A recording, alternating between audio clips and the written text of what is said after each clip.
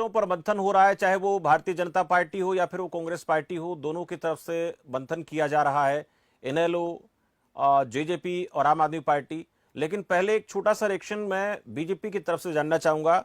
इनकी तरफ से अभी जो लाडवा सीट है उसको लेकर कहा जा रहा है कि सीएम नायब सिंह सैनी यहाँ से चुनाव लड़ेंगे और पहली सूची में 55 नामों को लेकर चर्चा हो रही है, क्या कहेंगे? ऐसा है शमशेर जी, जो लाडवा से मुख्यमंत्री जी चुनाव लड़ेंगे, ये हमने कई बार पहले आपके चैनल पे भी, खबर फास्ट पे भी ये बैठे थे, तो उस समय मैंने भी कहा था, आपके एंकर ने भी कहा था, ऐसी अनुमान लगाए जा रहे थे कि नायब सिंह सैनी जी करनाल से चुनाव नहीं लड़ेंगे, क्योंकि करनाल सीट, चाहे भारतीय जनता पार्टी के प्रवक्ता जितना मर्जी कहें, हमारी परंपरागत सीट है, और लाडवा सीट पे कांग्रेस के एमएलए हैं, इनकी परंपरागत सीट करनाल होती तो करनाल से चुनाव लड़ते। पहली बात तो ये है। दूसरी बात, नायब सिंह सैनी जी की परंपरागत सीट नारायणगढ़ है। अगर वो वापस जाते तो नारायणगढ़ जाते तो ज्यादा उचित लगता, क्योंकि मनोहर लाल जी की खाली की गई सीट पे उस समय सिटिंग जो मुख्यमंत्री है विधायक बनना जरूरी था, इसलिए वो करनाल से लड़े, तो वो समझ आती थी। लेकिन मुझे ये लगता है नारायणगढ़ पे पिछली बार 19 में कांग्रेस बड़े बहुमत से जीती, और अब वरुण मुलाना ने वहां पे 20,000 से अधिक मतों से जीत हासिल की है, और नारायणगढ़ सीट पे इसलिए मुख्यमंत्री जी को नहीं भेजा जा रहा क्योंकि वो सीट उनके लिए शायद सुरक्षित नहीं है। और मैं करनाल को भी सिटिंग मुख्यमंत्री की और बात होती है। पिछली बार वो जब बाई इलेक्शन था करनाल का, जनरल पार्लियामेंट के इलेक्शन के साथ वो जीत गए थे, लेकिन अब जनरल इलेक्शन में वहां जब जातिगत आंकड़े उनके विरुद्ध हैं तो शायद उनके लिए कठिनाई होगी, इसलिए ये सीट बदली गई है। राजनीतिक पार्टियां अपने ढंग से कहेंगी, लेकिन लाडवा पे भी आप देखेंगे, लाडवा पे भी मुकाबला होगा। नायब सिंह सैनी जी चाहे मुख्यमंत्री हैं, लेकिन वो बड़ी आसानी से वहां से जीतने वाले नहीं है, क्योंकि जातिगत आंकड़े वहां के भी कोई बहुत ज्यादा इनकी फेवर में नहीं है। देखते हैं अब बड़ोली जी क्यों नहीं चुनाव लड़ रहे, वो हो सकता है अध्यक्ष बन गए हैं इसलिए चुनाव नहीं लड़ रहे, लेकिन लाडवा से उतारने की बजाय अगर नारायणगढ़ मुख्यमंत्री जी जाते तो वो ये कहा जा सकता था कि वो अपनी परंपरागत सीट पर जा रहे। कांग्रेस पार्टी को लेकर थोड़ी बात करेंगे। कांग्रेस की सूची को लेकर अब इंतजार है, लेकिन जिस तरह से बार बार दीपक बाबरिया का बयान सुन रहे हैं, फिर शैलजा का बयान सामने आ रहा है, तो कहाँ अड़चने दिखती हैं? ऐसा शमशेर जी, मैं दीपक बाबरिया जी हरियाणा के प्रभारी हैं, बहुत बड़े नेता हो सकते हैं, लेकिन वो कई बार बचकानी बातें करते हैं। जब शैलजा जी ने जन संदेश यात्रा निकाली तो उन्होंने बकायदा एक पत्र लिखा कि जो भी इस यात्रा में शामिल होगा उसके विरुद्ध कार्रवाई की जाएगी। जैसे ही उस यात्रा कोई सफलता उन्होंने देखी तो उन्होंने कहा कि नहीं, ये तो बड़ी अच्छी बात थी। वो ही उन्होंने 2 दिन पहले किया। 2 दिन पहले उन्होंने ये कह दिया कि कोई भी पार्लियामेंट का मेंबर जो होगा, राज्यसभा का होगा चाहे लोकसभा का होगा, वो चुनाव नहीं लड़ेगा। तो जब दीपेंद्र हुड्डा को चुनाव लड़ाने की बात थी तो उस समय वो कहाँ चले गए थे। वो अनेक बार ऐसी बातें करती हैं जिससे उनकी निष्पक्षता पर वो ऐसा लगता नहीं है अभी वो निष्पक्ष अंपायर हैं। आमतौर पे प्रभारी को इसलिए बनाया जाता है कि सभी गुटों को साथ लेके चले। वो अनेक बार ऐसी चीजें दिखा देते हैं कि वो एक ही गुट के साथ चल रहे हैं और दूसरे गुट को जानबूझकर नीचा दिखाने की बात करते हैं। ये सारी बातें जो हैं, अब उन्होंने 2 दिन बाद फिर चेंज किया, एक दिन बाद फिर कह दिया कि कोई भी मुख्यमंत्री बन सकता है। वो उनको कहने की जरूरत क्या थी? वो कहते भी हाईकमान फैसला करेगा।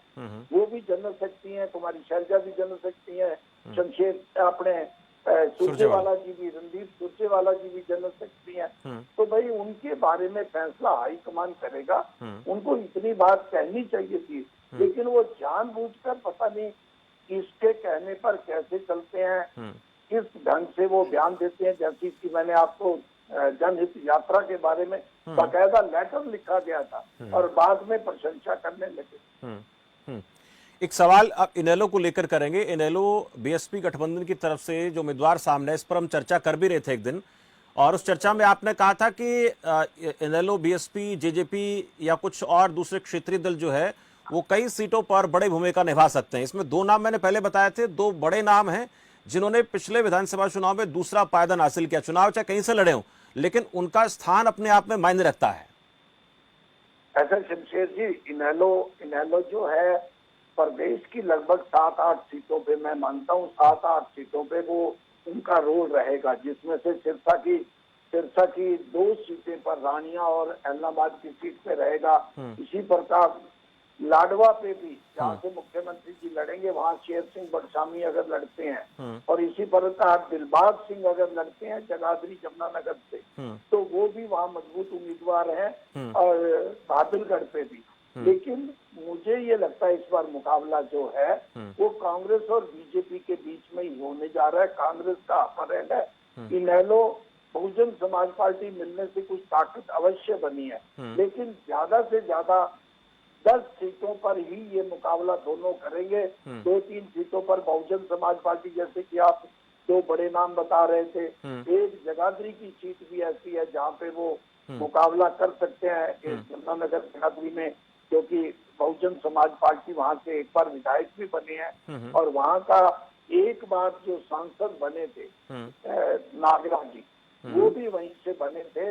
तो देखते हैं, लेकिन जब लड़ाई सत्ता की कांग्रेस और बीजेपी के बीच में होगी, तो चाहे आम आदमी पार्टी है, चाहे बीजेपी है, और चाहे इनेलो बहुजन समाज पार्टी का है, ये बहुत ज्यादा सीटों पर इनका जो है ये मुकाबले में रहेंगे। जननायक जनता पार्टी के लिस्ट को लेकर इंतजार जैसे हम लगातार कर रहे हैं, उनकी तरफ से कहा हमने पहल की है, लेकिन आम आदमी पार्टी अब इंतजार कर रही है। तो जननायक जनता पार्टी और एएसपी का गठबंधन, जैसे आपने कहा, क्या स्थिति आप देखते हैं, कहाँ क्या हाँ, ऐसा मैं, जो आम आदमी पार्टी के प्रवक्ता ने बड़ी साफ गोई से कहा कि हम इंतजार करेंगे, और जेजेपी, चाहे इन्होंने और इनेलो ने 3-4 सीटें घोषित की थे, उनमें से श्याम सिंह राणा छोड़ के चले गए थे, और जेजेपी ने एक दिग्विजय सिंह चौटाला को डबवाली से घोषित किया, वो उनके परिवार के मेंबर है। ये इंतजार करेंगे पिछली बार की तरह भारतीय जनता पार्टी और कांग्रेस के असंतुष्ट इन्हें कुछ मिले, जिस ढंग से जेजेपी को पिछली बार 7 लोग कांग्रेस के असंतुष्ट मिले थे, चाहे देवेंद्र बबली था, चाहे ईश्वर सिंह था, चाहे रामकरण काला था, चाहे रामकुमार गौतम था, तो वो विधायक बने। और निश्चित रूप से इन छोटे दलों को उनका इंतजार करना चाहिए, और वो इंतजार करेंगे, चाहे जो मर्जी कहें। हमने 4 उम्मीदवार सबसे पहले घोषित कर दिए हैं, अपने परिवार के लोगों को घोषित करेंगे। दुष्यंत द्वारा उचाना से लड़ेंगे, दिग्विजय सिंह डबवाली से लड़ेंगे, उनकी घोषणा हो सकती है। अधिकांश उम्मीदवारों को ये कांग्रेस और भारतीय जनता पार्टी। चलिए, आपने एक अहम बात कही है भाटिया साहब, इंतजार करेंगे, और इंतजार इस बात का रहेगा कि अगर कोई असंतुष्ट होता है उन लोगों में से जो कहीं ना कहीं चुनाव में मजबूत दावेदार हैं और टिकट वहां से नहीं मिलती है, तो उसके लिए आम आदमी पार्टी ने तो साफ कहा कि हम इंतजार करेंगे। अनुसुरा जी, इनेलो और बीएसपी गठबंधन इस बारे में क्या सोचता है ये देखेंगे। अजय चौधरी, जेजेपी और एएसपी गठबंधन क्या सोचता है ये भी हम देखेंगे। हालांकि अभी आप लोगों की तरफ से कुछ नाम सामने है, लेकिन बाकी तमाम नाम जब तक सामने नहीं आ जाते, इसलिए थोड़ा सा इंतजार करना पड़ेगा। बात करें कांग्रेस पार्टी, तो कांग्रेस पार्टी का यह दावा है कि हम बहुत जल्द लिस्ट जो है वो सामने लेकर आएंगे। दावेदारों की लंबी फहरिस्त है, लेकिन इसके साथ साथ जो कुमारी शैलजा प्रकरण को लेकर, जैसे कि भाटिया साहब ने कहा कि वहां कहीं ना कहीं दीपक बाबरिया जो बात करते हैं, उन बातों में विरोधाभास नजर आता है, एक पक्ष दिखता है। उस पक्ष से अगर कांग्रेस पार्टी इसी तरह से बात करती रही या बचती नहीं है, तो नुकसान का कारण बन सकता है। रामराज जी ने साफ तौर पर कहा कि हम 90 की 90 विधानसभा सीटों पर मजबूती से चुनाव लड़ रहे हैं, लिस्ट जल्दी सामने आएगी।